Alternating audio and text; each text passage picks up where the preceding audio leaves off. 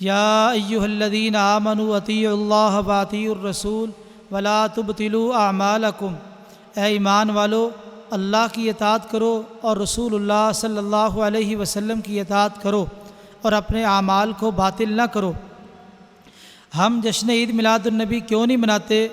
اس کی ایک وجہ یہ ہے کہ محدثین نے حدیث کی کتابوں میں کتاب العیدین مقرر کیا ہے، اور اسی طرح فقہ کی کتابوں میں فقہاء نے کتاب العیدین کے نام سے کتاب درج کی ہے، جس کا معنی یہ ہے کہ دو عیدیں ہیں، تثنیہ کا صیغہ ہے۔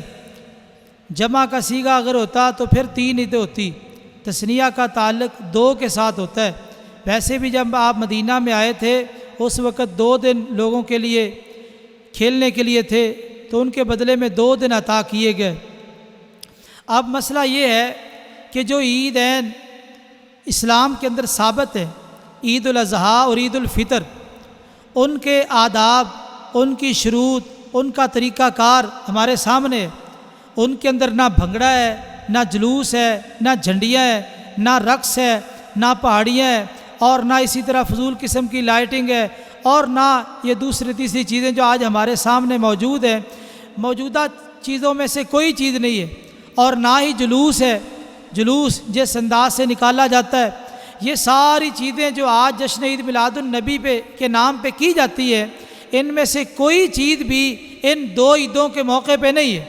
اور آپ دیکھ لیں یہ جو دونوں عیدیں ہیں، ان میں مسلمانوں کے لیے کتنا خوشی کا سامان ہے، تکبیرات کہی جاتی ہے، ان کا طریقہ موجود ہے، نماز ہوتی ہے، خطبہ ہوتا ہے، مسلمانوں کے لیے دعا ہوتی ہے، اور بڑی عید کے بعد قربانی ہوتی ہے۔ یہ ساری چیزیں بیان کی گئی۔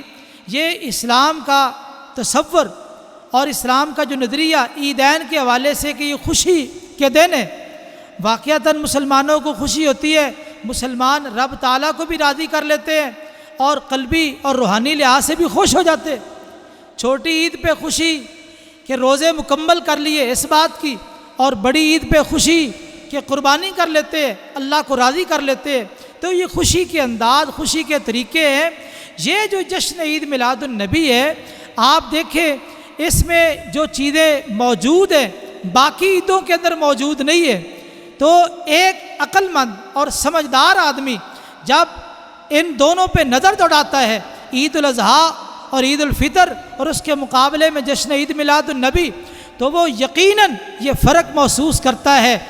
ان دونوں عیدوں کے اندر سنجیدگی ہے، ان دونوں عیدوں کے اندر آداب ہے، اخلاقیات کو ملوز خاطر رکھا جاتا ہے، اور جشن عید میلاد النبی کے اندر جو صورتحال ہے وہ سارے لوگوں کے سامنے ہے، جو طریقہ کار اختیار کیا جاتا ہے وہ دنیا کے سامنے ہے، کوئی چیز چھپی ہوئی نہیں ہے۔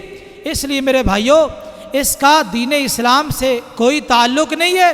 اگر تعلق ہوتا تو محدثین جو باب قائم کرتے، کم از کم باب کے اندر جمع کا لفظ لاتے، فقہاء باب قائم کرتے اور وہ بھی جمع کا لفظ لاتے۔ اور حیرانگی کی بات ہے، فقہاء حنفی بھی ہوں، فقہاء حنفی نے بھی قدوری میں، ہدایہ میں، اور باقی بھی جتنی فقہ حنفی کی کتابیں ہیں ان کے اندر کتاب العیدین ہے۔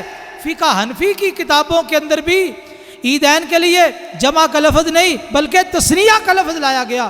یہ اس بات کی مسلمہ دلیل ہے کہ جشن عید میلاد النبی کا اسلام سے کوئی تعلق نہیں۔ میرے بھائیوں، میں دعوت فکر دیتا ہوں، آئیے صحیح اسلام کو قبول کیجئے اور اسی پر عمل کیجئے، اور اس جشن عید میلاد النبی سے اپنی جان چھڑا لیجئے۔ اللہ ہماری اصلاح فرمائے، ہماری رہنمائی فرمائے۔ اقول قولی ھذا واستغفر اللہ لی ولکم ولسائر المسلمین والمسلمات۔